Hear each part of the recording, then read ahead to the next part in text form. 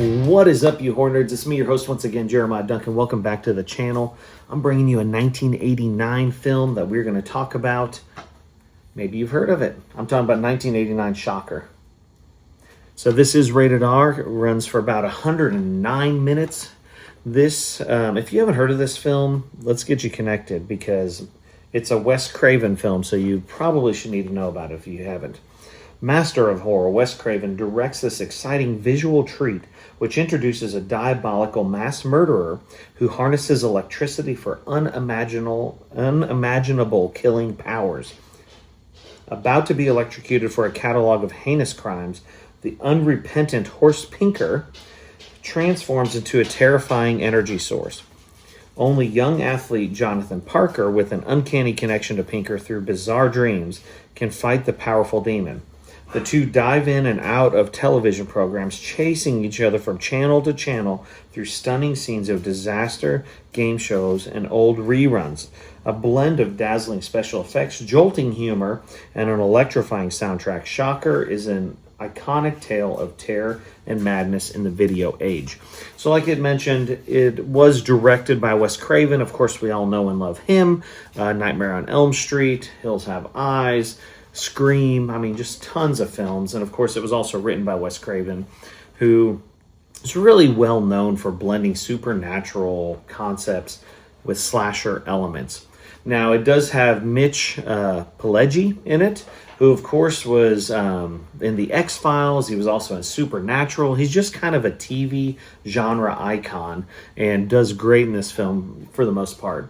Also features Michael Murphy, who was in Manhattan, which you know is like a genre adjacent kind of thrillers and stuff. So some of the highlights that I really liked about this film was it's pretty high concept for like supernatural slasher, because it's kind of off the wall. You know, a killer who travels through electricity is pretty an insane thought, and it's kind of scary if you think about it, because you're not safe. Anywhere you go, we have electricity everywhere. So that's kind of unhinged and kind of scary.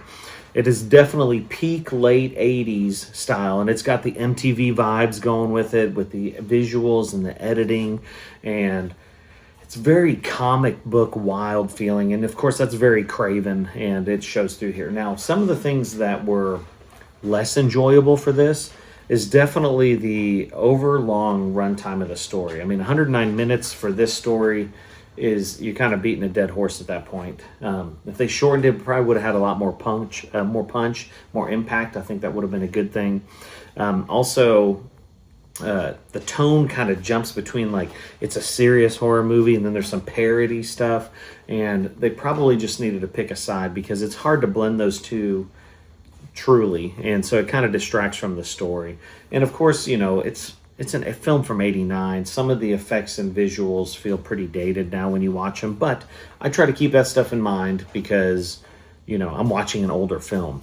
Now, this was actually originally intended to be a series. Craven was like, this is going to be my new villain, because Horace Pinker, the villain in this, is often cited as the most unhinged villain that Wes Craven has ever created. And I mean, he is pretty out there. And again, it got mixed reception, but later kind of gained a cult following because of the late 80s horror throwback stuff. Now, overall, I'm going to say it's messy, but it's fun, and it's late 80s, so if you're into those 80s horror films, man, you know, this is probably going to be one that you're going to want to check out, because he just throws everything at the wall and tries to get it to stick. Definitely not one of Wes Craven's best, but it's packed with wild ideas and just undeniable personality. So I got to give it a 6 out of 10. Shocker. If you've seen it, comment below. I'd love to hear your thoughts. Like, subscribe, hit the death bell for notifications. I got more. Stick around. You say you don't need me now, but I'm trying